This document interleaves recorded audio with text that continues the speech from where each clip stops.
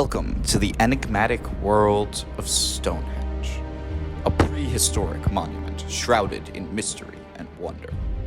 For over 4,500 years, these majestic stones have stood the test of time, captivating the imagination of over 1 million visitors every year. But what was the purpose of this ancient marvel? Some believe it to be an ancient clock, others a religious burial ground, and some Instagram scholars even believe it to be an alien landing pad.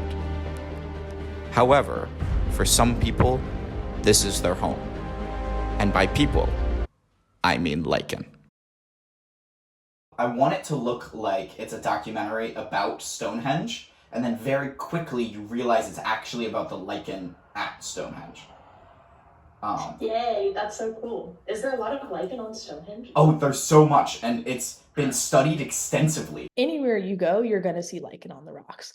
Like literally everywhere, there's like beautiful rocks and it's just like neon green lichen, like all the way down the side. Like you can't not see it. Like from the road, you see like huge rocks just covered in lichen. Lichen is not moss.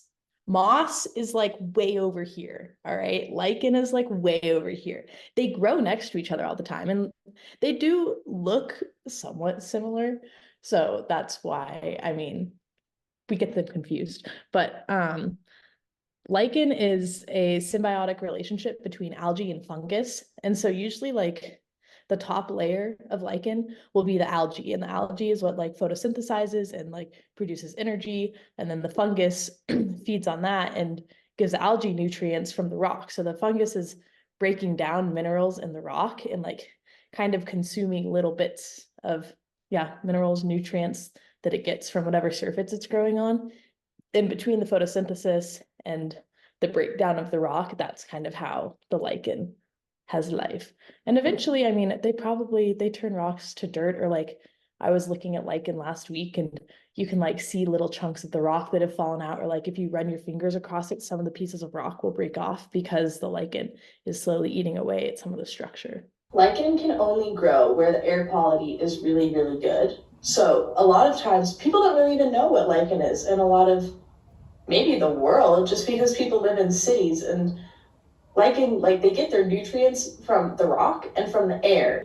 So lichen, it's really special when you get to see them, because then you know that you're in a place that has a really good air quality and is like somewhat protected from pollutants, because they're a very fragile little species and we have to save them. It takes like 50 years for like this much lichen to grow. So it's also really sad sometimes when like you see pieces of rock, or like especially on hikes or whatever, where people have like continuously stepped on rock or touched it or whatever, that the lichen will start to die because they're very fragile, and you can easily scrape them off sometimes. And that has taken like 50 years to get like that much lichen on the rock. All of the tourists that go to Stonehenge and just want to go rub their hands all over that ancient rock are going to kill all the lichen on there, and then there will be no more lichen left.